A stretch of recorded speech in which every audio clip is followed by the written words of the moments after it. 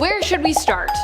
Okay, how about at the beginning, where all of this madness started with Venom. When this symbiote first appeared in the comics, it was believed and actually advertised as being simply a new look for Spider-Man's Peter Parker. However, fans didn't really like his new threads so much, and so the new costume was transformed into a new character, becoming Venom, a symbiotic alien made of black goo that came from outer space. Namely, as we'd learn later, from a planet named Clintar. We would learn that Venom had actually been cast out from the hive mind, the collective of Clintar symbiote minds, which connected them all. But where did Venom come from? Other than Clintar, I mean, who made Venom? Well, that is actually believed to have been Null, the one who also made the first symbiote, known sometimes as the All Black, Venom's oldest sibling. Daddy Null isn't just the father of Venom, you see. He is the father of pretty much all symbiotes that exist on Clintar, having created the planet and the race known as the God of Symbiotes himself, and as an eldritch god of darkness.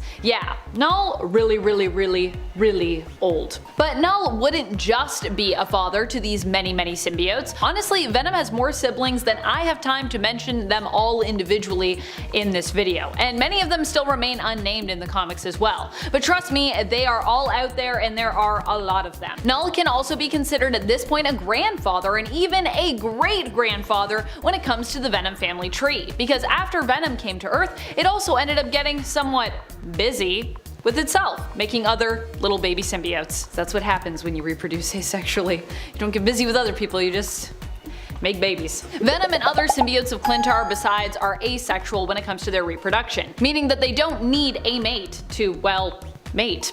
Although it should be noted that it wasn't until after Venom connected with his host, his, you could say, soulmate, Eddie Brock, the Venom would produce offspring. Do with that information what you will. Scientifically, however, symbiotes typically only ever give birth to one offspring, but Venom is a special case. It had symbiotic babies extracted from it at one point against its will, which challenged the normal reproductive symbiote status quo. So the Venom symbiote kinda breaks the mold when it comes to the limits of symbiote reproduction, at least as we know it to exist in the rest of the universe. Regardless of whether or not being with Eddie had any impact on the time when Venom reproduced, Eddie is still a very important figure in Venom's life and family tree, often being regarded as one of the symbiote's closest allies and basically Venom's life partner. Initially, when Venom came to Earth, it merged with Spider-Man, but was rejected by the hero. Upset and hurt by the rejection, Venom chose to bond with Eddie Brock, who also had his own reasons for hating Spider-Man.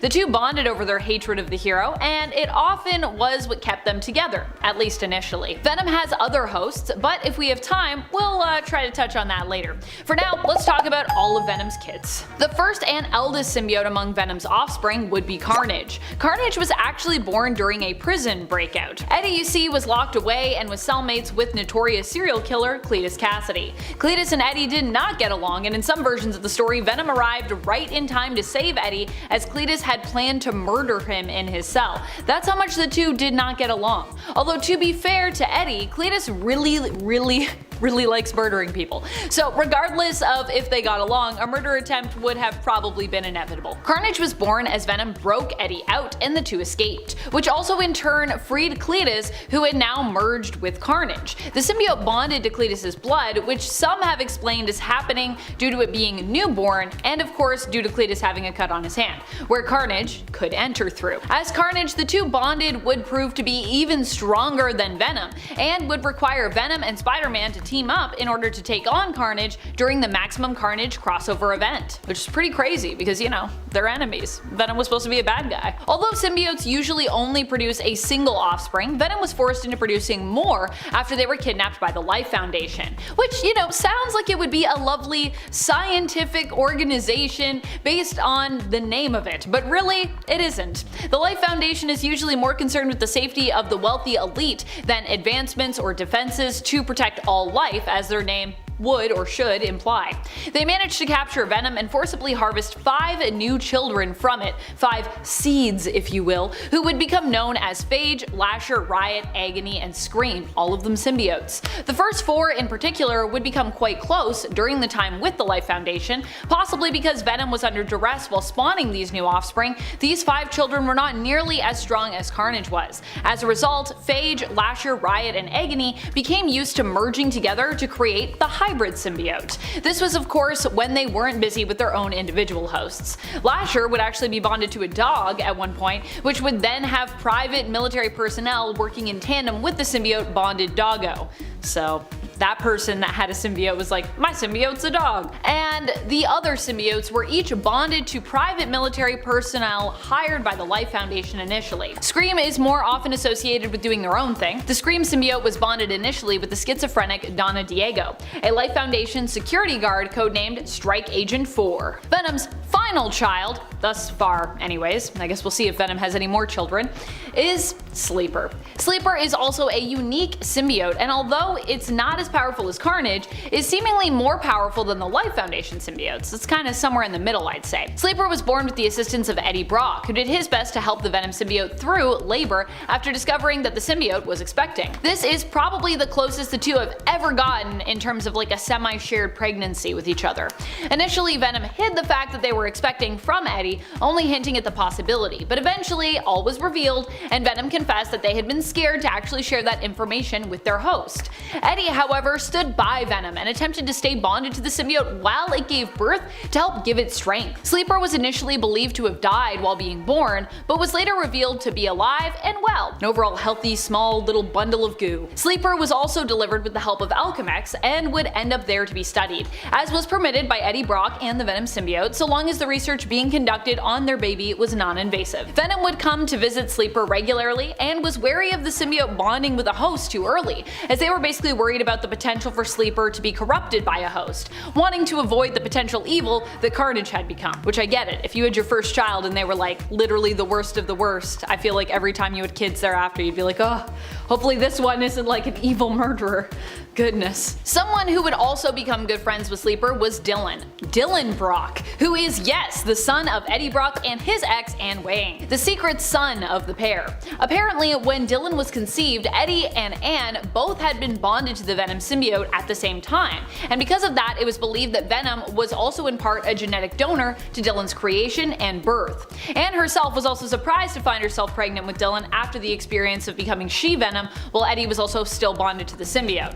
So this wasn't necessarily a normal pregnancy for Anne either. Dylan is actually the current host of Venom, who has been tasked with looking after Dylan and keeping an eye on him during his father's absences.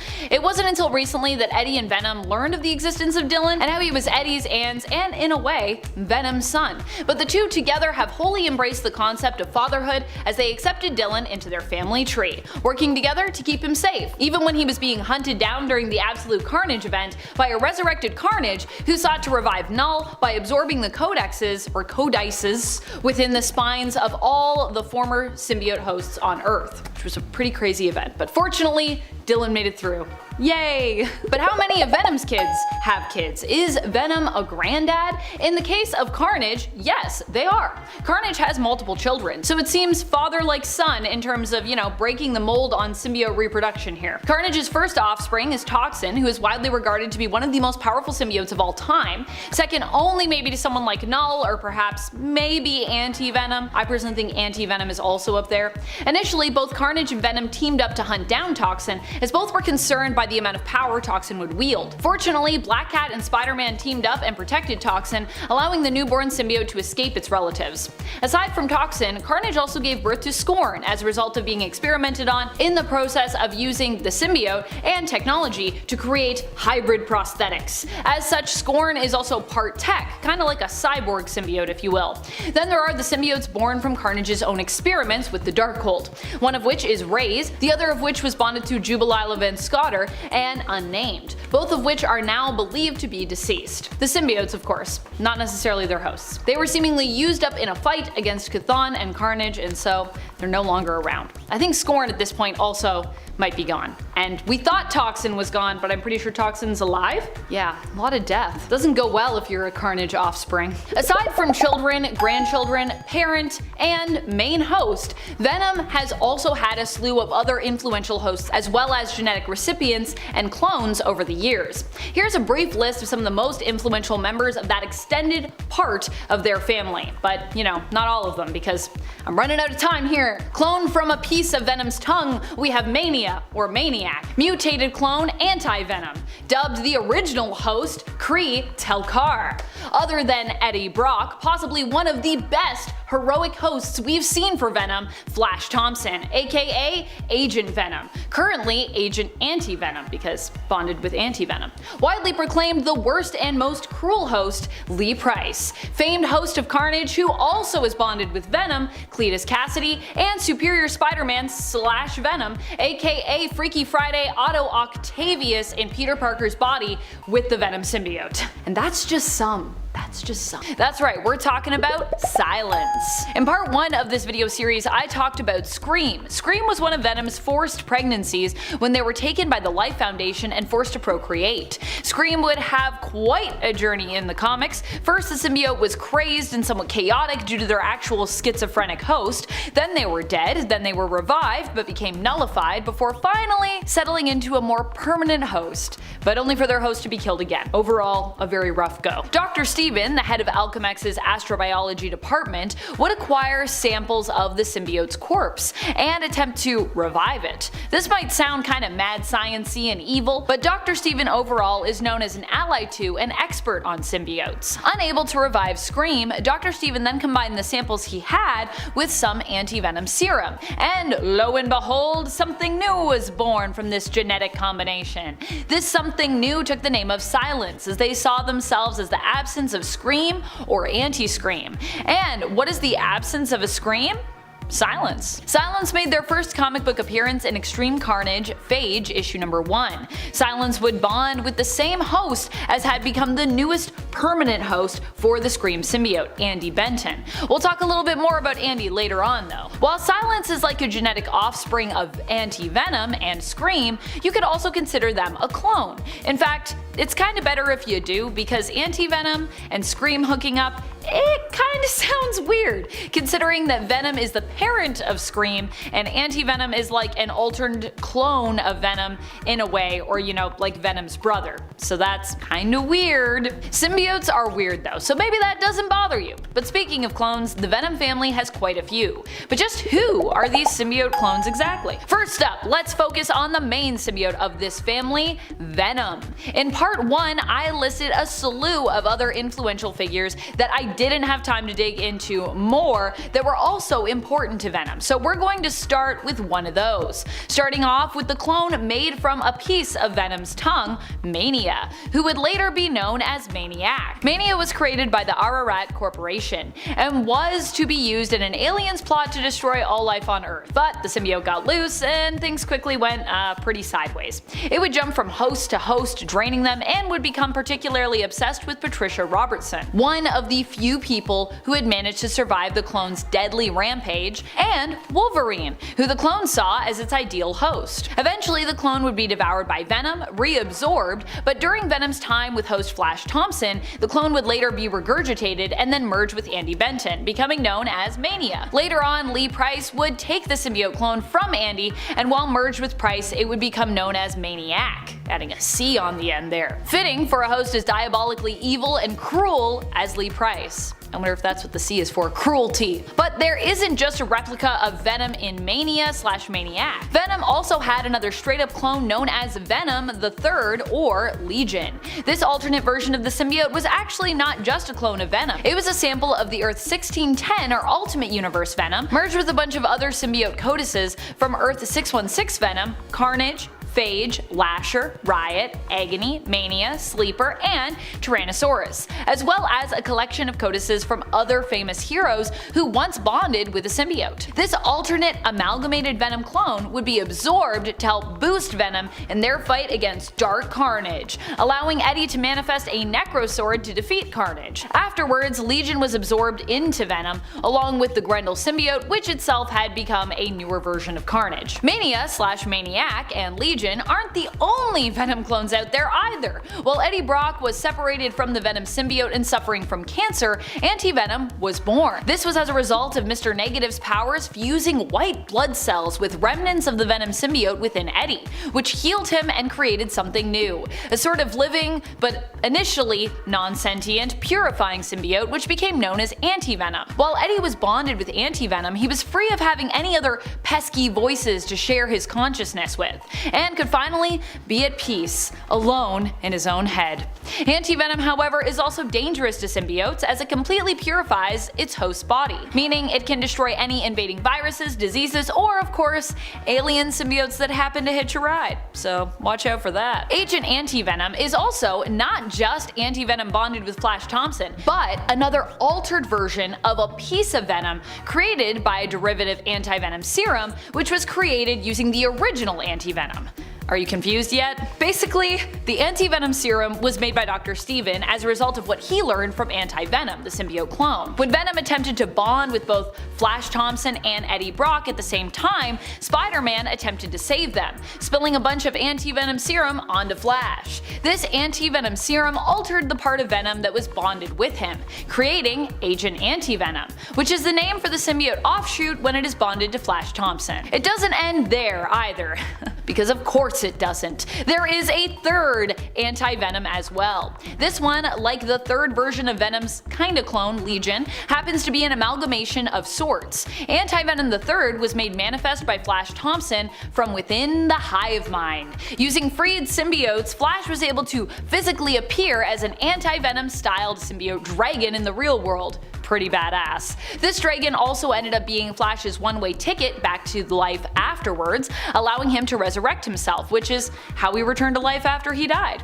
This symbiote would later become known as the new Agent Anti-Venom. Although the weird thing about that is before we said, Anti-Venom isn't really connected to the hive mind, and now it is, and now it's kinda got a consciousness and is sentient or something, so that is confusing. But hey, it's part of the comics. Most clones, as you can see, get reabsorbed or altered in some way during resurrection. But do symbiote clones also ever have symbiote babies of their own? That's a good question. For the most part, I would say no. But as with the weirdness that is the Venom family tree, there are always some exceptions. Namely with Mania or Maniac. Maniac gave birth, not really, but kind of, to some symbiotes when Lee Price infected the members of Black Cat's gang with pieces of the Maniac symbiote. Bonding with the remnants of symbiote from Venom in Mac Gargan's body, which technically meant that Maniac bonded with that which it was cloned from, something new was created, called Scorpion. Scorpion is a green and black symbiote that looks similar to Mac Gargan's Scorpion armor.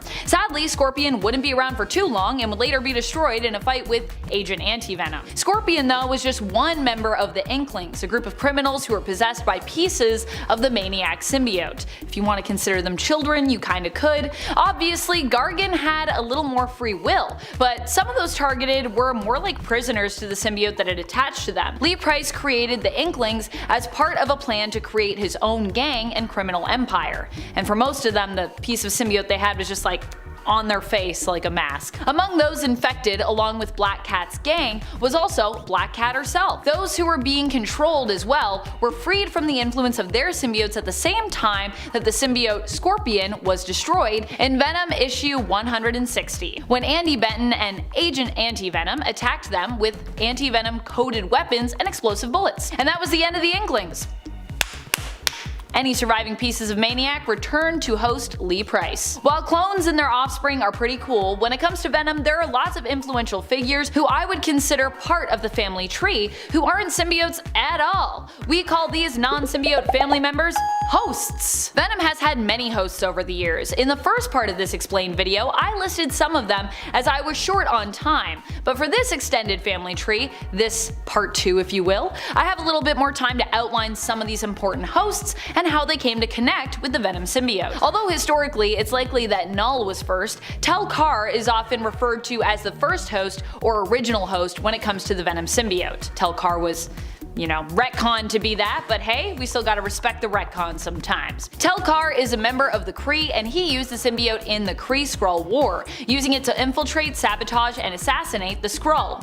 After Tel-Kar was captured, the Venom symbiote happened to escape, eventually coming to Earth, and only after taking up the name of Venom for itself and its main host. Tel-Kar would return later and also end up bonded with Sleeper. Sleeper would actually use Tel-Kar as a kind of internal meat puppet for a while, after he'd been put in a brain-dead state by Sleeper. Later, Tel-Kar would die while still bonded with the symbiote, and I believe Sleeper actually tried to hold on to that corpse for a while, but that's another tale for another time. Once the Venom symbiote found its way to Earth, it bonded with Peter Parker, aka Spider-Man. This is supposedly what gave it spider-like abilities, being bonded to a superhuman host like Spider-Man. However, when Spider-Man learned that the cool new black suit he'd obtained was actually a living being that was controlling his body at night, well, he wanted no part of it and decided to leave the symbiote. Venom didn't like that very much and was like, I feel rejected. This is how the symbiote would meet the love of their life and become Venom, bonding with Eddie Brock, who had his own reasons for hating Spider-Man. Their mutual hate of Spider-Man created a strong connection between Eddie and the Venom symbiote, and over time their bond would become even stronger. Eddie is often considered to be the host for Venom, as Cletus Kasady often is considered the host for Carnage.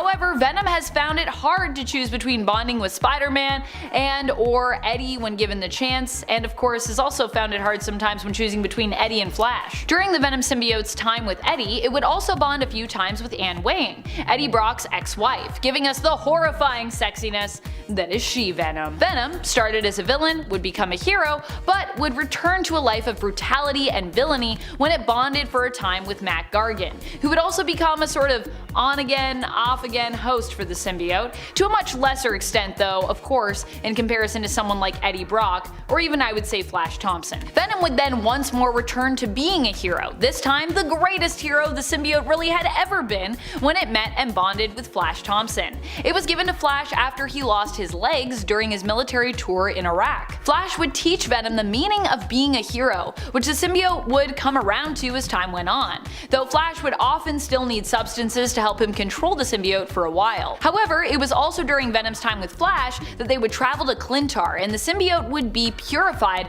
of all the evil within it. Flash, with the Venom symbiote, would also go on cosmic adventures and become known for a weird time as Venom Space Knight. From there, Venom was not so lucky in terms of hosts. The symbiote's next new host would be a cruel one, Lee Price. Lee Price is known for his constant mistreatment of the symbiote. Also, although Venom had just been purified, Price's time with the symbiote began to corrupt the mind and kind of soul of Venom once more, making Venom question itself and become extremely insecure. A slew of other characters have bonded with the Venom symbiote, including Otto Octavius, sometimes known as Dr. Octopus or Doc Ock for short. This was during a time, however, that Otto was in Peter's body, known as Superior Spider-Man, and then for a short time, of course, as Superior Venom while bonded with the symbiote. Although it was short-lived, Otto in Peter's body bonding with Venom is really cool to note, as Carnage has actually also merged with Norman Osborn before, so both symbiotes now also have ties to other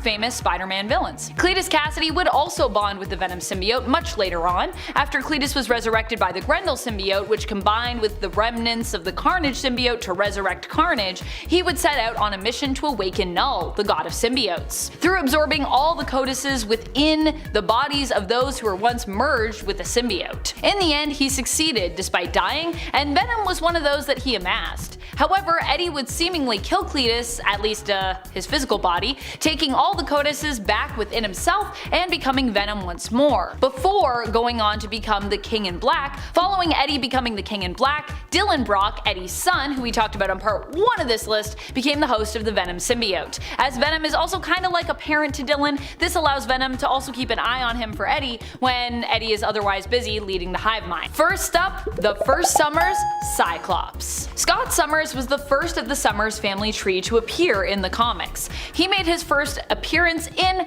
the X-Men issue number 1 in 1963. There, Scott was introduced to us as a somewhat self-doubting character, Christopher, who would become a leader but still struggle to see himself as worthy of love and deserving of his own happiness. Scott operated as a part of Professor X's X-Men team under the codename of Cyclops, and when Professor X was called away on a secret mission, Cyc would take his place as team leader, often maintaining a position as leader of the X-Men throughout the years, both in a field leader and commander role. Even today, at the time of this recording, Scott is currently the leader of the X-Men in the current 2022 X-Men comics, almost 60 years later. When we first met Scott, we didn't know very much about his family life or childhood, but as we got to know him, we learned more about how he came to be the Professor's Golden Boy and his first X-Man, and along the way, we'd also learn about his mysterious childhood and family as well. Who exactly are the Summers? At least in regards to Scott's original family tree before he grew up, he had his own family, which is its own tangled web that we'll attempt to unravel later on. Let's start with the easy stuff. Scott's parents are his father, Christopher Summers, and mother, Catherine Ann Summers. Scott was the eldest in his family, but also had a younger brother, Alex. When Scott was young, his parents seemingly perished in a plane accident. Alex and Scott were saved by their parents, who gave them a parachute and got them safely out of the plane. As a result of this near-death experience, Scott would sustain permanent brain injuries that he still suffers from to this day. Scott would not only be plagued by this, but also by nightmares of these events, which he struggled to recall with clarity as a result of the brain damage he suffered that fateful day. We later learned though that Scott's parents didn't die in that exploding plane. Instead, they were actually kidnapped, beamed aboard a Shi'ar spaceship. Christopher Summers was a US Air Force pilot, aiming to become an astronaut, but after being kidnapped by the Shi'ar and escaping them, he became a space pirate, known by the name of Corsair. Christopher escaped his captors the first time almost as soon as he was kidnapped. At least initially that's what we were kind of told, but he was recaptured after he tried to rescue his wife, Catherine, who was and killed by Emperor Deken of the Shi'ar Empire in front of Christopher. Christopher as Corsair would find love again though with Hepzibah. Hepzibah, from an alien skunk-like race known as the Mephitissoids, would be among the group that would band together to escape Shi'ar captivity and become the starfaring group known as the Starjammers, which Corsair is the leader of, becoming like a new sort of family for Corsair. Alex and Scott, having no next of kin, would be taken in by an orphanage. But whose orphanage was it? You may have already guessed. We're talking about a surprise, often unwelcome addition to the Summers family tree, Mr. Sinister. That's right, this is where Mr. Sinister's obsession with the Summers family, chiefly Scott, started, when Alex and Scott were taken into the state home for foundlings in Nebraska, where Mr. Sinister was the head operator. He had his administrator secure the two boys. While Alex was later adopted by Andrew and Joanna Blanding, who would legally become his adoptive parents, Scott was not, and he stayed behind at the state home, where Sinister would often run tests on him in secret, becoming more and more obsessed with Scott and his genetics over time. Eventually, however, Scott would run away, running into Jack Winters, known as the superhuman criminal Jack O'Diamonds, and would later be rescued from Jack with the help of Professor X, who would then recruit Scott into his school for gifted youngsters, and later his mutant team, acting as sort of a father figure to him. Alex, however, wouldn't only receive new foster parents, but also a new foster sister,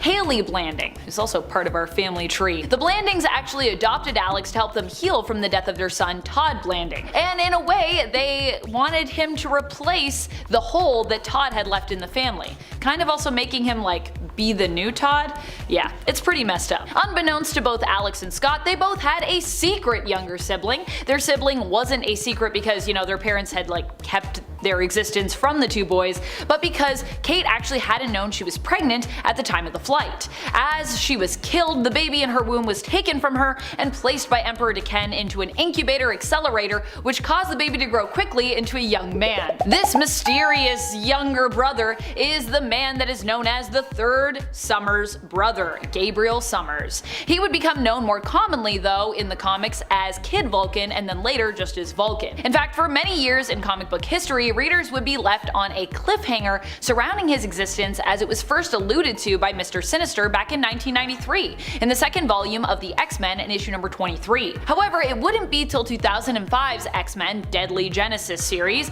that we would actually get to meet this third brother and have his true identity revealed to us. There's also the weirdness that in Deadly Genesis it's established that Kate was only days away from having the child. Yet, in the original art where she is shown to have been made to join Emperor Deken's harem and then she's killed, she looks very non-pregnant. There is also the fact that it mentions she was only 2 months pregnant when first abducted, which actually applies that Corsair's initial escape attempt didn't actually happen as soon as maybe we originally thought it did, or it was originally implied, if she was only days away from giving birth, so he would actually have been in captivity then for a few months. Aside from that weirdness, we would also learn that Kate also had several children with Emperor Deken, that is, genetically speaking. Deken had these offspring created with the hopes of expanding the genetic potential of the Shi'ar Empire by introducing different kinds of genetics into it. When he was young, Adam was taken from the lab he was created in by Jonath, who became his adoptive father, hiding Adam's true origins from him. Adam would grow up and later become known as Adam Naramani, or codename Adam X. And originally, as he appeared shortly after Sinister alluded to Scott having multiple brothers, not just Alex, it was believed that he was the one, other than Alex, that Sinister was referring to. Adam X was a half-brother to Alex and Scott, but later Gabriel would be implied to be, that extra brother, although Sinister could have been talking about both or either for all we know, really. Adam is of course both tied to the Shi'ar royal family and to the Summers family tree, as he would later learn. Between the three brothers, each had their very own different life experiences, which would lead them to having different kinds of families. So before we move on, let's go forward and talk about some of their kids, the Summers children, and weird relations. I feel like for the Summers brothers' families, it is easier for me to go in reverse order from youngest to oldest. So let's start with Vulcan. Vulcan, after being rapidly aged to his prime years, was enslaved by the Shi'ar and sent to Earth to serve the Emperor's envoy there, but instead ended up escaping and was found by Moira McTaggart, who took him in and had him join her own roster of mutants. His story, training with Moira, is introduced in Deadly Genesis. Vulcan is known for being the most powerful of the Summers children. Vulcan would end up in space after being recruited to a mission to save the original X-Men and kind of failing somewhat. Vulcan would return to the Shi'ar Empire, end up imprisoned, freed, married to Deathbird, and later on would also become Emperor of the Shi'ar Empire. Which, yes, this does mean that the Naramanis would have become his in-laws, including Deken, who killed his mother, imprisoned his father, and enslaved him. Wow, that's a messed up family right there. Which also makes Adam X both Vulcan's half-brother and his nephew. Pretty wild stuff. Deathbird and Vulcan would have a baby together, although we still don't know that child's name, if it's still around somewhere. Deathbird being a mother was even acknowledged as recently as the 4th volume of New Mutants issue number 5 from 2020. And well, that's really all there is to Vulcan thus far. Now let's talk about Alex. Alex would grow up to become the mutant hero and sometimes villain known as Havoc, and it's no wonder he sometimes turns a little evil, considering how rough his life was both leading up to joining the X-Men and even after that happened. Alex was given his codename and original costume by Larry Trask after being taken captive by his Sentinels. Alex would attempt to refuse to join the X-Men multiple times, but eventually it kind of just became inevitable. Originally, Sinister believed his power levels to be greater than Scott's. Initially, Mr. Sinister actually suppressed Alex's mutant ability when it first manifested when he was a child. He put psy blockers on him and wiped his memory of the incident that triggered it, as Alex's powers were considered to be too uncontrollable. They would only be triggered again later when he ran into an X-gene copy of himself in mutant-human hybrid, the Living Monolith. Yes, the Living Monolith is here! Amit Abdul, who had been mutated by Apocalypse using Alex's DNA, making him like a genetic brother of sorts who was psychically linked to Alex. Alex would only have one daughter that we know of, surprisingly not with any of his more popular romantic ships, but instead with Janet Van Dyne, the Wasp. They had a daughter in an alternate timeline which has since been wiped from existence. She was pretty adorable and awesome, and her name was Katie, or Catherine Summers. In typical Alex Summers must suffer Marvel fashion, after having half his face melted by Kang, he is the only one left with memories of Katie, so he can't even talk to anyone about it. Janet doesn't even remember being with him or their daughter. I still kinda hope one day that Katie will get to return return via the main timeline somehow. Finally, let's talk about the mad complexity that is Scott Summers' family tree, with Jean Grey, Madeline Pryor, and beyond. Although Scott was always sweet on Jean, she became the Phoenix and later Dark Phoenix, seemingly dying, sacrificing herself to save others once she turned dark. It was after her apparent death that Scott met Madeline Pryor, spelled Madelynepr-Y-O-R, probably one of the most commonly misspelled names in all of comics. Madeline happened to look just like Jean. What a coincidence! Scott fell in love with her and left the X-Men to settle down with Maddie. Together, the two had a baby, Nathan Christopher Charles Summers, initially referred to in the comics as Baby Christopher. However, their relationship started to deteriorate when Scott decided to return to the new, old X-Men team, X-Factor, after Jean Grey was revealed to be alive and well, herself joining the team. Jean hadn't died, it turned out, but was simply in a stasis cocoon at the bottom of Jamaica Bay, while the Phoenix adopted her form and personality, appearing as her, later seemingly perishing. But of course, this is the Phoenix Force, so we know that that is not true. And, you know, it gets even weirder than this. The Phoenix Force, along with Mr. Sinister, were later revealed to be like parents to Madeline, who it turned out was a clone of Jean Grey created from a piece of the Phoenix Force. Surprise, surprise! No wonder she looked almost identical to Jean. This revelation, in combination with Scott abandoning her, would drive Madeline mad. Feeling abandoned, she would ally herself with Alex Summers and also take him for her lover. He would become known as her Goblin Prince, and she would become the villain known as the Goblin Queen, aiming to retrieve and later seemingly sacrifice Christopher, who had been taken from her by Mr. Sinister. And it gets somehow even weirder than that. After Maddie was dealt with, Jean would be given memories of raising baby Christopher, so psychically he was like her own child. Baby Christopher would later be taken by Apocalypse, saved by the clan Ascani, cloned, and later grow up across time, becoming a time traveler who we all know as Nathan Summers, or Cable. Nathan's evil clone, who was raised by Apocalypse, now also weirdly, I guess somehow in this family tree, would be known as Strife. Cable would rescue the mutant Messiah, meet a woman named Hope, who he fell in love with and married, and name the adopted baby mutant Messiah Hope Summers, after his wife and her adoptive mother. His daughter Hope had a biological mother before that who died, which we now know was named Louise Spaulding. Before being with Hope Summers though, Cable would be married to Aaliyah Dayspring, his first wife, with whom he had a son known as Tyler Dayspring, aka Genesis. But not Apocalypse's wife Genesis, or Apocalypse's younger clone Genesis, or Apocalypse's alternate universe son Genesis. None of those Geneses. In a weird twist, Aaliyah was also an initiate in the clan Ascani, who originally saved Nathan when he was a baby. The other weird thing about the clan Ascani is Mother Ascani, who saved Nathan as a baby, is also part of the Summers family tree, being a daughter of an alternate reality pairing of Scott Summers and Jean Grey. So Nathan as a baby was actually saved by his alternate reality stepsister, or you know, just sister if you consider Jean to truly also be his mother. Let's rewind back a little bit to after the X-Men beat Madeline Pryor during the events of Inferno. Scott would end up later married following his disastrous relationship with Maddie, of which he is actually a good deal responsible for, to be honest, to Jean Grey, his first love. They would not have children in the main continuity, but as we already know with Mother Ascani, had children together in alternate realities. While I won't mention all of those children here, two important ones in regards to their interactions with the main continuity are Rachel Summers and Nate Grey. Sometimes known as Ascani, or Prestige, or Phoenix, or Marvel Girl, Rachel Summers is from the same reality as Mother Ascani, Earth 811, the Days of Future Past reality. And Mother Ascani is actually not necessarily an alternate version of her, as Rachel was actually split into separate beings across time when she sacrificed herself to save her teammate Captain Britain. Rachel is immensely powerful and previously lived on the blue area of the moon in the Krakoan habitat known as the Summer House. Not residing in the Summer House on the blue area of the moon is Nate, or Nathan Grey.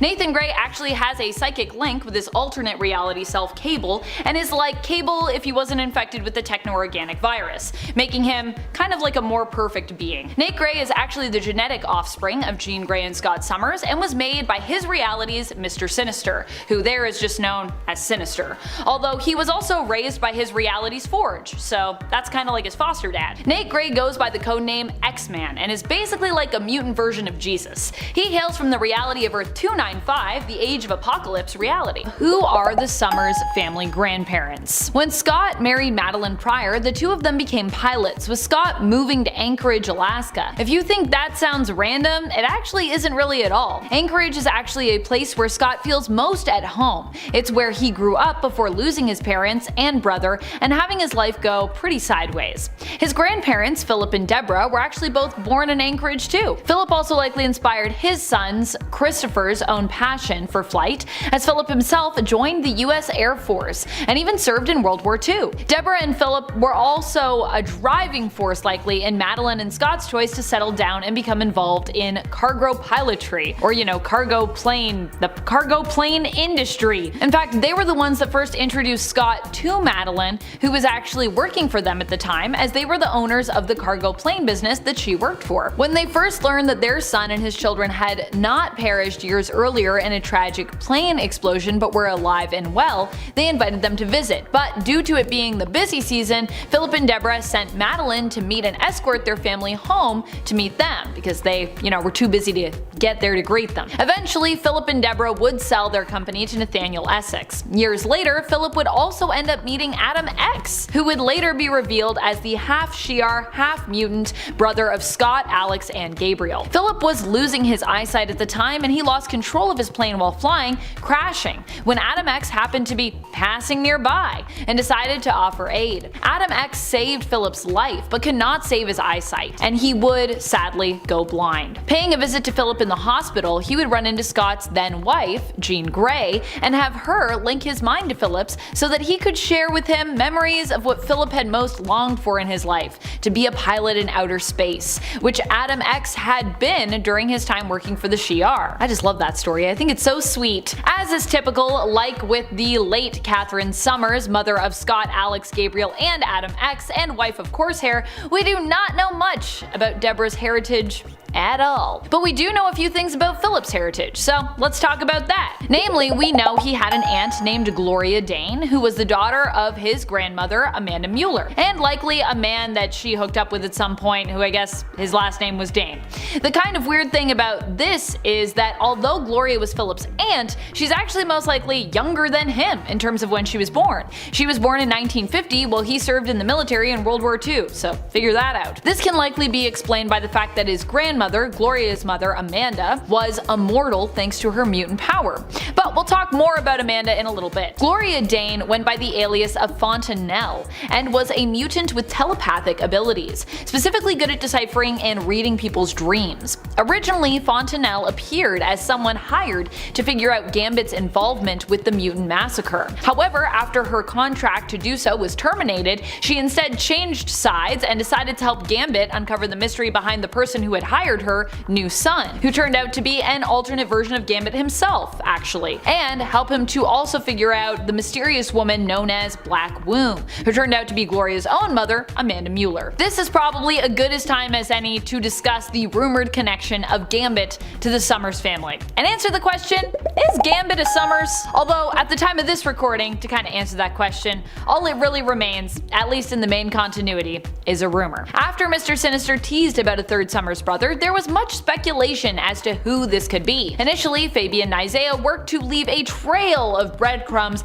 that led to Adam X, who was revealed to be the genetic son of Shi'ar Emperor Deken and Catherine Summers in the comics. Following that, there were hints that it might be Gambit, whose birth parents remain unknown in the comics. To help this rumor sort of gain more momentum, in an alternate future known as Earth 41001, seen in Christopher Claremont's X-Men The End, an alternate version of Gambit is revealed to be the hybrid clone of both Mr. Sinister and Scott Summers, although in my opinion that would actually make him more the genetic offspring of the two characters than Scott's and Alex's brother. It would be more like, Gambit is the son of Sinister and Scott together, which is a weird thought. Gambit, however, has never been established as a clone of either Sinister or Cyclops in the main continuity, or at least he hasn't been yet. A few years later, Vulcan was introduced in Ed Brubaker's X-Men Deadly Genesis, where he was revealed as the third Summers brother, Gabriel, being the son of both Catherine and Christopher Summers. As with much of comic book continuity though, it's good to keep in mind that it's quite fluid, but while it could change at any point, this is the latest in regards to where we are at with the third Summers brother rumor and revelation in the main continuity,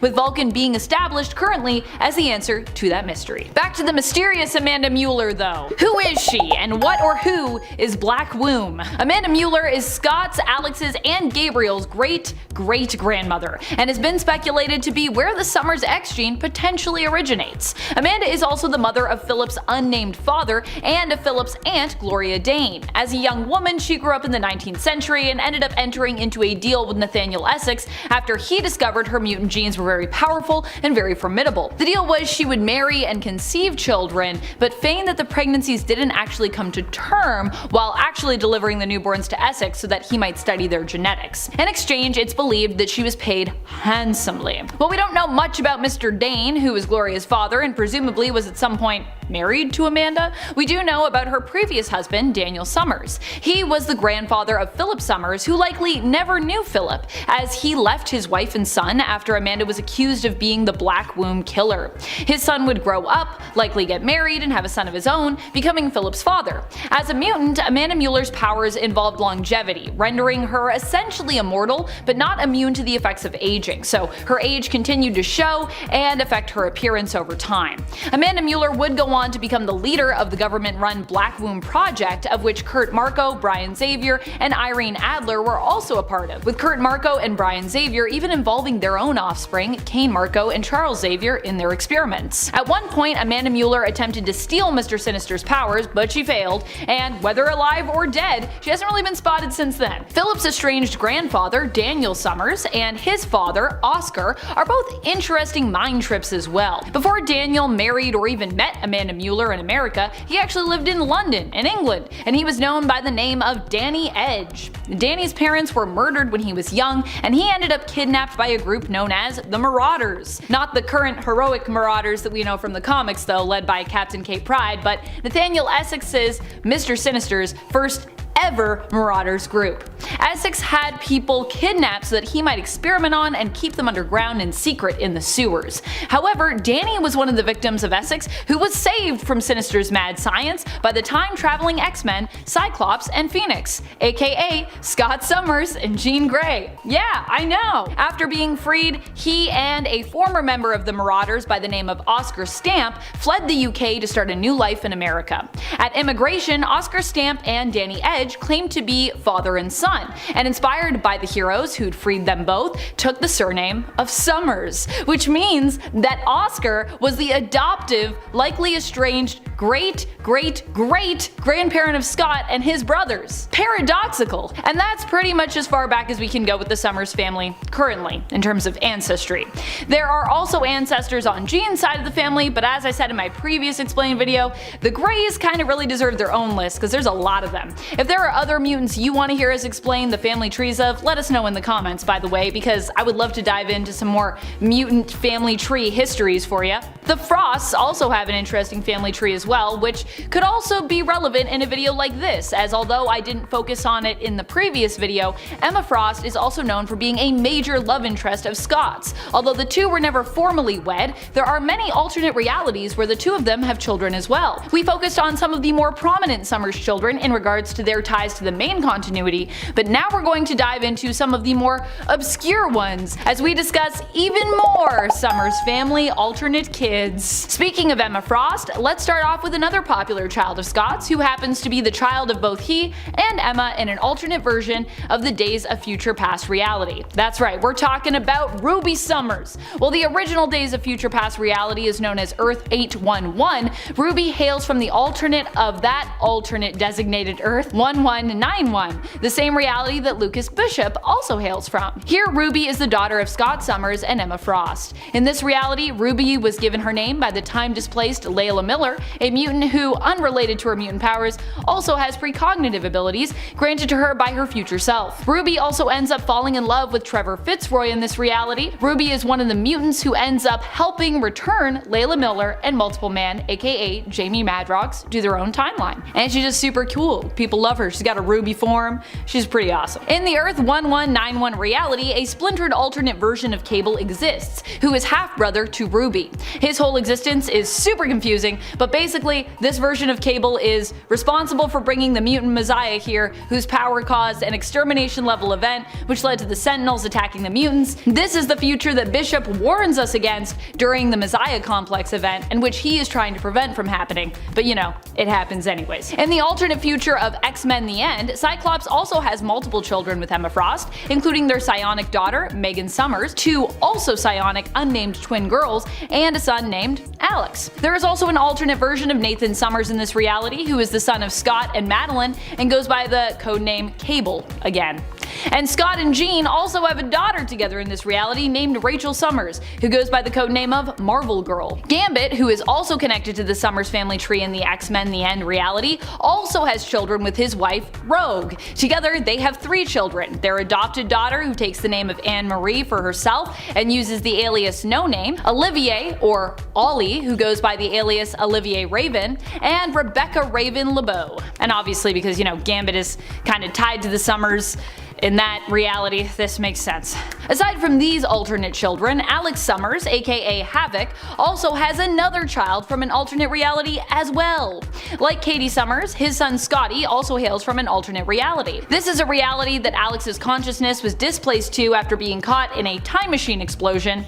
Known as Mutant X, in the reality of Earth 1298, the X-Men team are instead known as the Six, and this reality's Alex was actually their leader. Havoc awoke inside his alternate self's body to learn that here, he and his wife Madeline Pryor had a son named Scott Charles Summers. After the birth of their child and the displacement of Alex of Earth 616's consciousness into his alternate self's body, Madeline would end up possessed and would basically become the Goblin Queen in this reality. While their son would save her temporarily, eventually she would revert to the Goblin Queen once more, and it was during Havoc's fight against her that he was sent back through a time rift and basically ended up back in his own body and on his own world in Earth 616. In this reality, Alex also had another genetic daughter in Raven LeBeau. She is the adopted daughter of Belladonna and Gambit, who was genetically created by honorary Summers family member Mr. Sinister, using the combined genes of Alex Summers and Jean Grey. Raven also has a genetic brother created by Mr. Sinister using Summers and Grey DNA, known as Nate Grey, whose origins are similar to that of his Earth 295 AOA counterpart. AOA being Age of Apocalypse. There are many clones who have cropped up over the years in regards to the Summers family tree, but listing all of them would take a while. We covered some of them on the first part of our video explaining the Summers family tree, but I left out a pretty odd one who is also connected to self-inserted family tree member Mr. Sinister as well. Zraven. Zraven is a weird one. He is a genetically created offspring who is technically related to both Scott and Jean, and also related kinda to Mr. Sinister and a bunch of other people as well. Mr. Sinister created Zraven in the main continuity of Earth 616, combining together the DNA of the original X-Men team, the original Kraven the Hunter, and the Carnage symbiote, with Sinister being Zraven's creator. Sinister attempted to use Zraven to acquire more samples of mutant DNA, but ultimately Zraven would rebel against him after learning from Cyclops the truth about, you know, how Sinister treats his favored creations and experiments. Zraven dodged a bullet there, really. While there are likely more clones and alternate reality children I could focus on for this video, I'd like to take a moment to also acknowledge one more grandchild that I left out on part 1. We talked about Hope Summers and Tyler Dayspring there, but now we're talking about the alternate reality grandson of the alternate reality Jean and Scott from Earth 967. Hyperstorm is the son of Rachel Summers and Franklin Richards, a pretty weird combination if I do say so myself. Jonathan Richards hails from the alternate reality of Earth 967, which is yet another alternate take on the alternate reality of Earth 811, Days of Future Past. Here, Scott and Jean have another daughter named Rachel Summers, and she ends up falling in love with and marrying the son of Sue Storm and Reed Richards, Franklin. As such, Hyperstorm is known for being extremely powerful, wielding a force known as the Supreme Force, which in essence allows him to tap into the infinite psionic power of hyperspace to accomplish many impressive feats. Jonathan is also known for his beyond genius intellect. Bruce Banner. Incredible Hulk #1 from 1962 introduced Dr. Robert Bruce Banner to the Marvel Universe and gave us the very first Gamma mutate. During a routine test of the Gamma bomb he developed, Bruce spotted a teenager named Rick Jones in the blast radius, and he took it upon himself to save Rick's life. He succeeded, but His bomb's explosion opened the first green door, which is a metaphysical barrier into the below place, and infused him with gamma radiation, turning him into the Grey Hulk. Now over time, Hulk's skin eventually turned green, thanks to some real-world mix-ups, and he became more childlike. In Incredible Hulk number 377, the Green and Grey Hulks merged with Bruce to become a new incarnation, Professor Hulk. But these three different incarnations of Hulk are just a few of the personalities that live in Bruce's fractured mind, and not all of them are good people. On to Bruce's family, starting with Brian Banner and Rebecca Banner. While Bruce is naturally the core figure in this family tree, the roots of the Hulk's rage come from his father, Brian Banner, and without him, there would honestly be no Hulk. If there's a villain in this story, it's Brian. He physically and emotionally mistreated his wife Rebecca Banner and their son. As seen in Incredible Hulk number 312 from 1968, Brian became deeply disturbed and obsessed with the idea that his radiation research had turned his son Bruce into a monster. Brian was even responsible for the passing of Rebecca in front of Bruce, which led directly to the development of multiple personalities for Bruce and the Hulk. Years later, during the Chaos War, Brian actually emerged on Earth as a fearsome Devil Hulk of his own before he was defeated and returned to the afterlife. More recently though, Brian made a lot of trouble in Immortal Hulk as a servant of the One Below All, and he even gained the ability to possess other gamma-infected human beings. Now, Brian Banner himself had two sisters, but the one we want to talk about is Elaine Banner Walters and her husband Morris Walters. Their daughter, the lawyer Jennifer Walters, is Bruce Banner's first cousin and probably the closest thing he has to a sibling. It just so happened that as Bruce was seeking legal aid from Jennifer, she was nearly killed during an assassination attempt. Bruce saved her life by giving her an emergency blood transfusion, but as a result, she became the She-Hulk. Although she started out as a bit of a savage She-Hulk when she first appeared on issue 1 of her comic in 1980, Jen's personality eventually became dominant when she was in her gamma-powered form. In fact, she actually prefers being She-Hulk and put her skills to use as an Avenger and member of the Fantastic Four at one point. In case you've missed any of the ads, she is also the focus of the MCU's She-Hulk attorney at law. Now, the first love of Bruce's life was Betty Ross, the daughter of General Thaddeus Thunderbolt Ross. Betty and her father both actually became Hulks as well. For Betty, the villain MODOK realized that her exposure to Bruce Banner set her up as an ideal subject to become a new Hulk. In Incredible Hulk number 168 from 1968, Betty was transformed, but not into another She-Hulk. Instead, she actually turned into a terrifying harpy who hated the Hulk for the passing of her husband at the time, Glenn Talbot. Betty was soon cured of her harpy persona, but she was ultimately killed by exposure to Axis gamma radiation by the Abomination. Fortunately for her though, MODOK and the Intelligentsia resurrected Betty and she became the Red She-Hulk. However, in the Immortal Hulk series, Betty once again has been transformed into the Red Harpy. I hope that wasn't too confusing. Now, as for her father, no one hated Bruce Banner more than Betty's father, General Thunderbolt Thaddeus Ross, a military general who became obsessed with stopping the Hulk at any cost. That's why it took everyone by surprise when Ross actually turned out to be the Red Hulk, who is a fiery and power-draining gamma mutate. Ross made the mistake of partnering with the Intelligentsia, who tricked him and turned him into the Red Hulk, using energy siphoned off of the original Hulk. Ross embraced his newfound Hulk powers, proving to be an incredibly powerful and capable hero. Bruce and Ross eventually did make an alliance to take down the Intelligentsia, and Red Hulk was actually invited to join the Avengers. Ross was eventually depowered, but as of Captain America number 26 from 2018,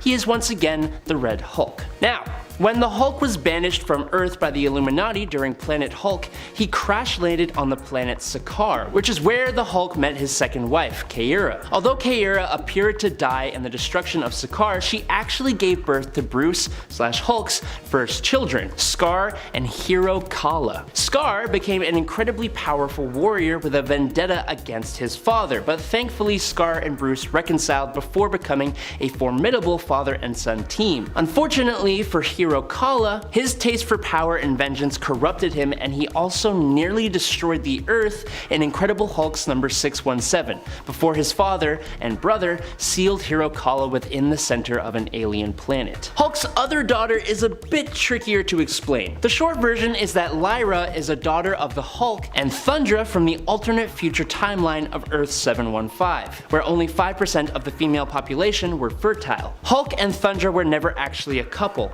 Instead, Thundra collected the Hulk's DNA from his saliva during a fight and immediately traveled back to her alternate future, where she used that DNA to create Lyra, who is basically a She-Hulk, and actually gets weaker the angrier she gets instead of stronger, meaning she has to reach a meditative state to reach peak power. Now, Lyra eventually came to live in the present alongside the Hulk, Jennifer Walters, and her extended Hulk family. Finally, in terms of Hulk romances, we have Jarella, the princess of the subatomic kingdom of Kai. She was never married to the Hulk or Bruce, but she loved both halves of him very much, and he also loved her. Their bond was so important that Jarella definitely is included on this list, despite the fact that she tragically passed away before they could wed. From Hulk's actual family to those who are essentially his family by association, his friends and allies. Starting with none other than Rick Jones. If not for Bruce's timely rescue, Rick Jones could have been the first Hulk,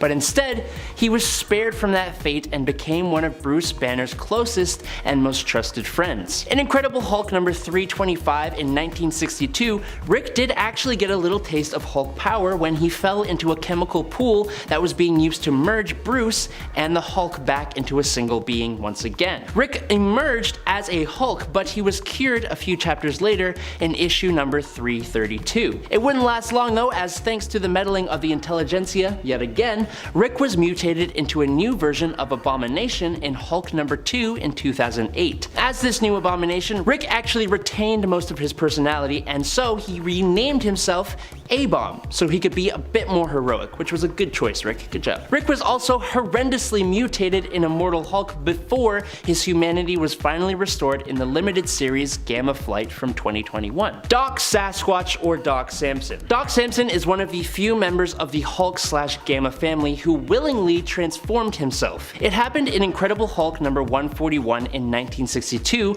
when Bruce Banner was temporarily cured of his Hulk persona by removing the excess radiation from his body. Samson couldn't resist taking that power for himself, but he wasn't turned into a full Hulk. Instead, he was given superhuman strength and a striking head of green hair, likely due to his psychological makeup with him wanting to be a hero. In Immortal Hulk, Doc Samson got trapped in the below place and instead resurrected into the body of Walter Lankowski, also known as Sasquatch. He then became a green-haired version of the Sasquatch. Despite his great strength, Samson's greatest contribution to the Marvel Universe has been actually as a therapist for heroes and villains in need. During the event World War Hulk, Amadeus Cho was one of the few heroes who stood by the Hulk in his battle against the Illuminati. This was fueled by Amadeus' unshakable assertion that the Hulk is actually a hero and not a monster. Now, years later, in Totally Awesome Hulk number 1 from 2015, Amadeus got his wish to become a Hulk as well. As revealed in issue number 4, Amadeus absorbed the excess gamma radiation from Bruce, saving his life while transforming Amadeus in the process. It was a burden that he was more than happy to accept. However, not even Amadeus' intellect and personality could keep the negative aspects of being a Hulk at bay forever. After briefly losing control of his other self, Amadeus willingly depowered himself, but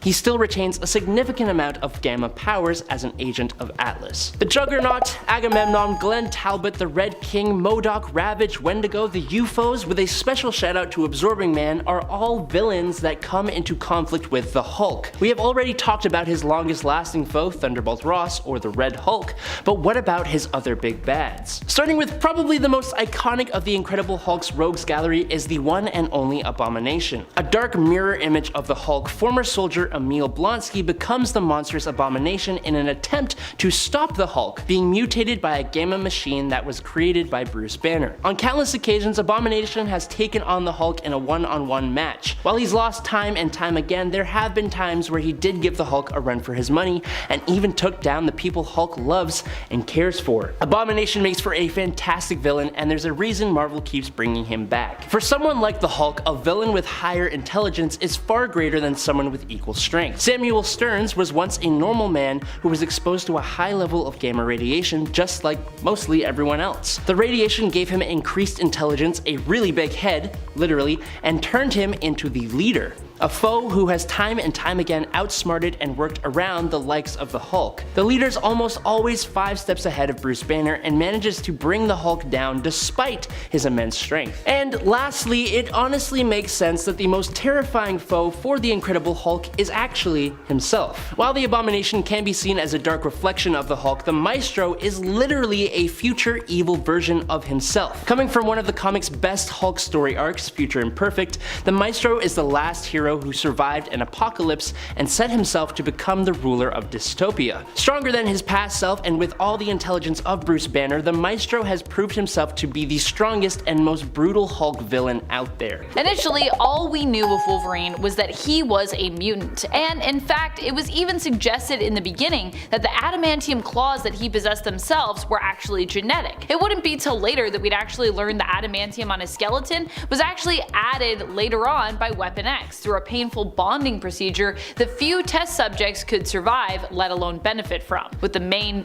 time that we all kind of figured that out being when Magneto stripped the adamantium from him. That was a thing that was very memorable. Before he was Wolverine though, who was Wolverine? Well, if you ever asked Logan himself, he actually might struggle to answer this question due to all the tampering done to his mind, as well as years of both physical and emotional trauma that his brain had suffered and healed from. It's actually believed that the reason why Wolverine doesn't often remember things from his past is because his brain heals over painful memories, and that scar tissue and his healing factor's self-preservation instincts could contribute to memory loss. But also, Wolvie has been shot and stabbed in the head.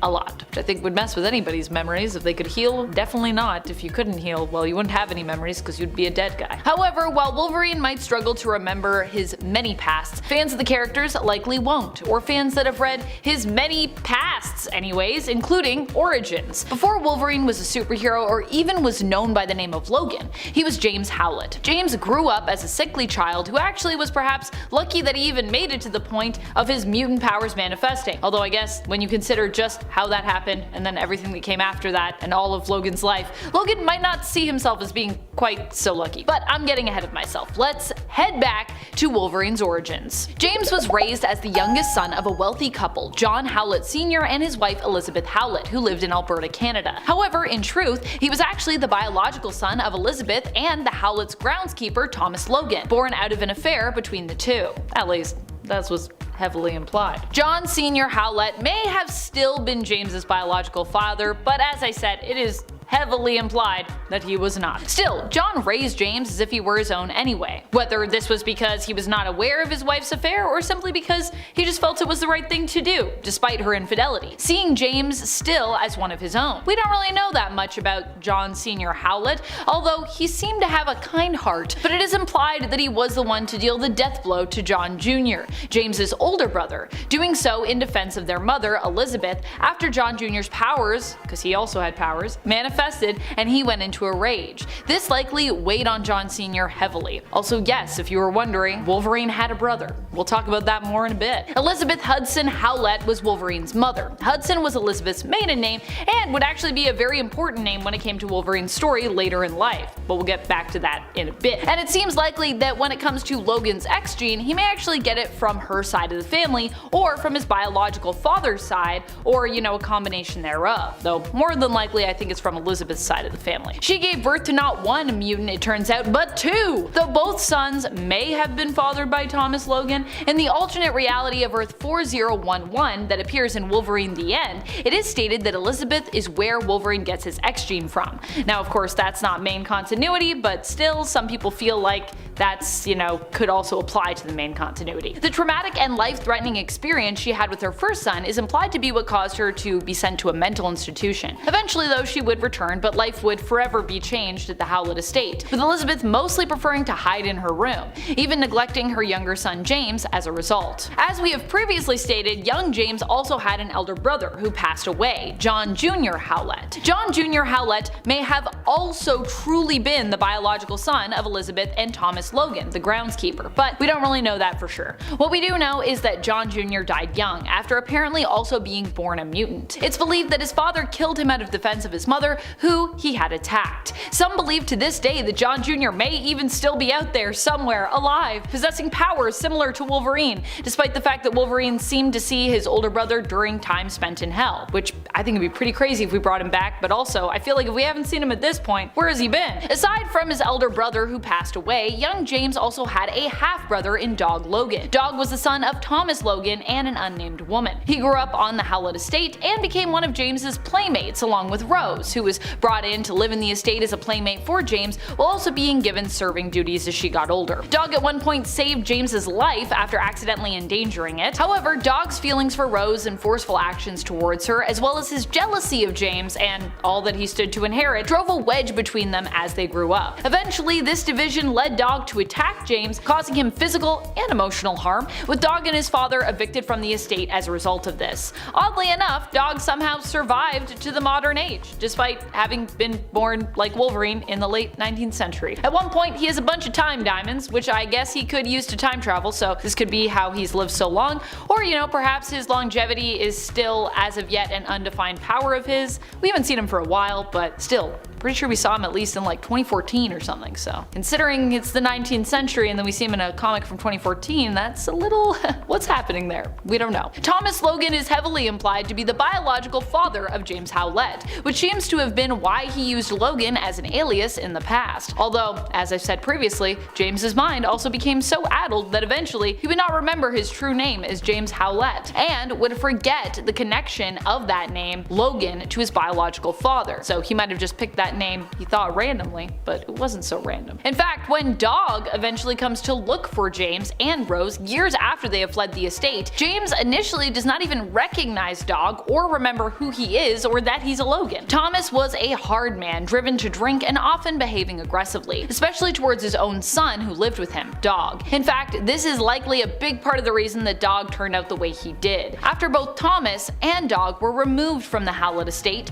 Thomas snuck back onto the property, killing the Howlett servants and using Rose to gain access to Elizabeth's room, and of course bringing Dog along with him. There, Thomas attempted to get Elizabeth to run away with him before being confronted by John Sr., who Thomas then just killed. This is what caused James's mutant powers to manifest, as he sort of came into all this chaos, and in a blind fit of loss, desperation, and rage, he scarred Dog and killed Thomas with his bone claws. The trauma of the whole occurrence and its similarity to the tragic event of her first son proved too much for Elizabeth, who blamed herself and took her own life. James and Rose, also overwhelmed, chose to leave the estate, fleeing together. If you thought Thomas Logan was bad, well, I mean, you would be right, but while John Sr. seems like a well-meaning sweetheart by comparison, his own father was more akin to Thomas than his own son in terms of his cruelty. We don't know his name, but Mr. Howlett, or the Old Man, as he was sometimes referred to, is the grandfather of Wolverine and the father of John Sr. He was the one who forged the Howlett name and created their fortune through unknown means. The Old Man was critical of John Sr. and his offspring, and may have even at one point threatened the life of young John Jr. because of his mutant gene. He constantly harped on John Sr., criticizing his parenting skills as he felt James was too weak and too soft. After Dog blamed Rose for the deaths of Thomas, John Sr., and Elizabeth, Mr. Howlett disowned James, although he did still help him and Rose escape town, and years later would actually come to regret sending his grandson away, giving Dog, then his heir and ward, information to help track James and Rose down once more so that he might actually make amends. However, Dog of course had some other plans. He was like, yeah, I'll do that. I'll totally do that. I'm not gonna go and try to kill this person who stands to potentially take an inheritance away from me that I just got. Wouldn't do that at all. Oh yeah, he definitely tried to do that. From the beginning almost, young James's life was steeped in tragedy. A tragedy so great, in fact, that he wouldn't even remember most of it as time went on. That's how great it was. Not even Rose, who also tragically died by accident at Wolverine's claws during a fight between him and Dog, after Dog had tracked him down with information given to him by the old man. Wolverine would see Rose's spirit in visions when close to death, but not remember her or his own past. He would often mistake her for Jean instead, which kinda makes sense because Rose and Jean do look very similar. And Jean herself has also of course appeared in Wolverine's death visions in spirit form. Often too, because you know, half the time Jean happens to be dead in the comics, it seems anyways, so that makes sense. However, this is only the beginning of Wolverine's tragedies. Tragedy would plague Wolverine throughout his family tree, even extending through his mother's heritage and her own family, the Hudsons. Elizabeth Hudson had two brothers, Elias and Frederick. Both survived their parents, who died tragically in a shipwreck. Everything is a tragedy when it comes to any story attached to Wolverine. Even his mother's family couldn't escape this comic book curse. Elias seems to have been the older brother, as he was the one who ended up running the family business, the Hudson Bay Company, which by the way is a real department store company that has strong ties and roots in Canada, so I kind of love that the Hudsons are related to the Hudson Bay Company. Wolverine even at one point unknowingly works for his uncle Elias, who was later driven to take his own life, shortly after Wolverine left. Mental health seems to be something that the Hudsons struggled with throughout their history. Probably something Wolverine should watch out for. Actually, I feel like Wolverine has also struggled with that, so I mean we all struggle with that, so fair enough. Frederick, however, ended up working with the Canadian military, overseeing a training facility, a facility that ended up being used by notorious and often confusing Wolverine villain Romulus, who was retconned to have been the mysterious figure making Wolverine's life even more tragic the whole time.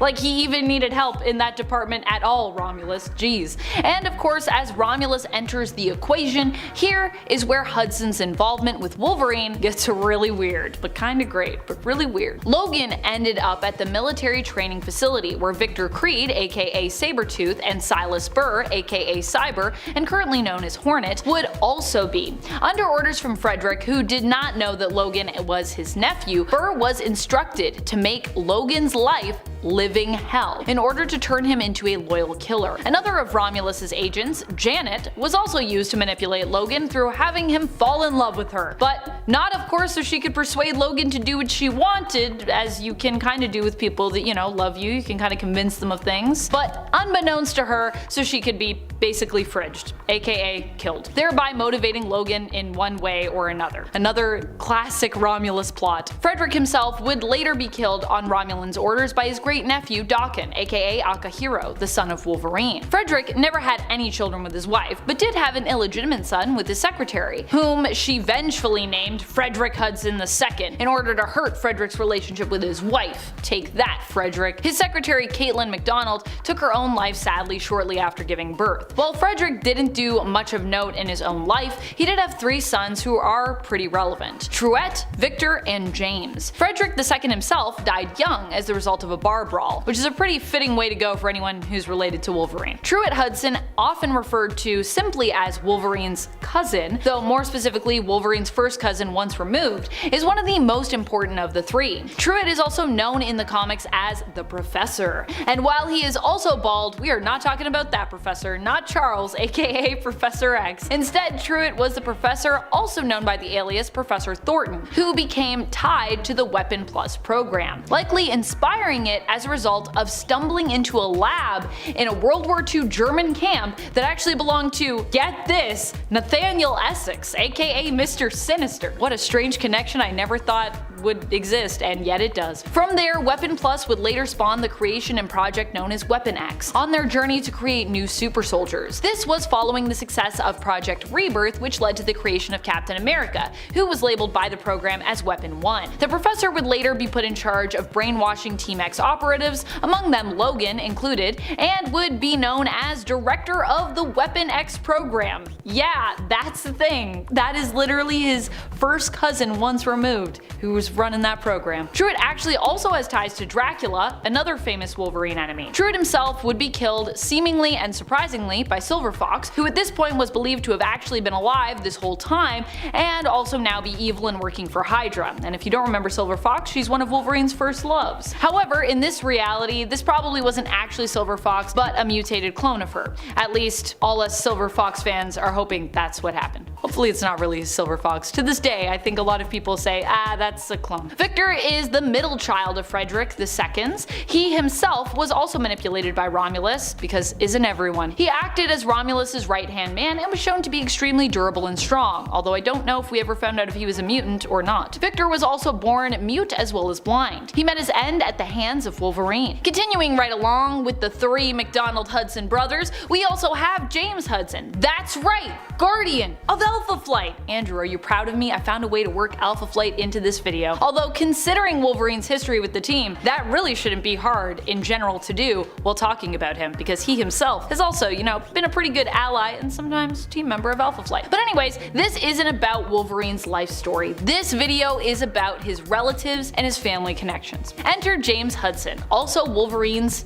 cousin and half-brother to the villainous Truett. Half-brother because all three brothers actually had different mothers. James was the youngest of the three, which means I got to save the best for last. Before Guardian was Guardian, James Hudson developed a suit for Amcan Oil Corporation to be used to help locate underground oil deposits. However, after he learned his suit was going to be sold to the US military and used as a weapon, which he was not here for, he destroyed its plans and stole the helmet of the suit, making it unusable. He then went to the Canadian government for help and protection from Amcan Oil. He would go on to become founder of Department H and the leader and founder of Alpha Flight. James Hudson and his wife, Heather McNeil Hudson, aka Vindicator, would also become fast friends with technical relative James Howlett, ever since they ran into a feral Logan on their honeymoon as seen in Alpha Flight issue number 33, which has a flashback to that. James and Heather have one daughter together, Claire, who would be, I think, a cousin twice removed to Wolverine.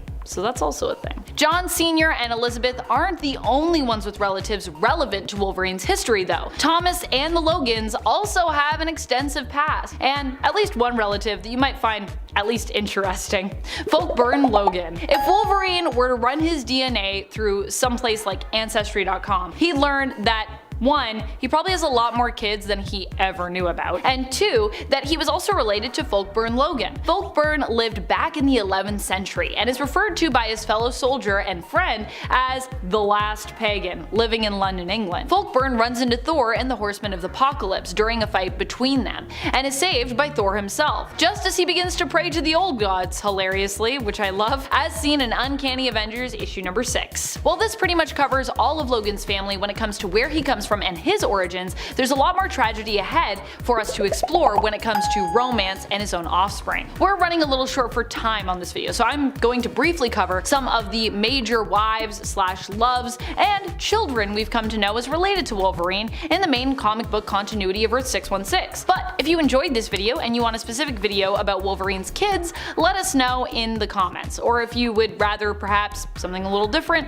such as hearing me attempt to explain the history of Weapon X, or attempt to explain Mr. Sinister's family tree instead, both of which would probably also be a lot of fun. Be sure to let us know. When it comes to Wolverine's wives, there are two main ones that stick out to me. One of whom he was actually married to, another he was almost married to, but I think we can still count her. She's a pretty big deal. Other than Jean Grey and his weakness for redheads, the major loves of Wolverine's life I would say would be Mariko Yoshida, his fiancée, and Itsu, his wife. Although Wolverine was also shown to be married to the ancestor of a person named Hoshiko in the story Aftermath in Wolverine Exit Wounds, and was once also married to Ophelia Sarkissian, aka Viper. That's a thing that happened. With Mariko, their love did not produce any offspring, but it was a strong love regardless, and they did have a foster daughter together, so that's a thing. Mariko was introduced in X-Men issue 118, and we'd come to know her as the daughter of Lord Shinjin, the leader of Clan Yoshida, a crime syndicate in Japan. Mariko is also a cousin to Mutant Sunfire, which was how she first met Wolverine. The two fell in love and eventually ended ended up engaged after the death of Mariko's father. However, due to the manipulations of Mastermind, their wedding would be called off. Later, it would be back on but delayed until Mariko felt she had made right the wrongs that Mastermind's influence over her had caused. She died before they could be married though. While she would be resurrected much later, her and Wolverine's relationship would never really recover. Itsu is the wife of Logan, who he met, fell in love with, and married during his time training with Bando Saburo in Japan. Itsu became pregnant but was unfortunately assassinated by Bucky Barnes, aka the Winter Soldier, before her child could be born.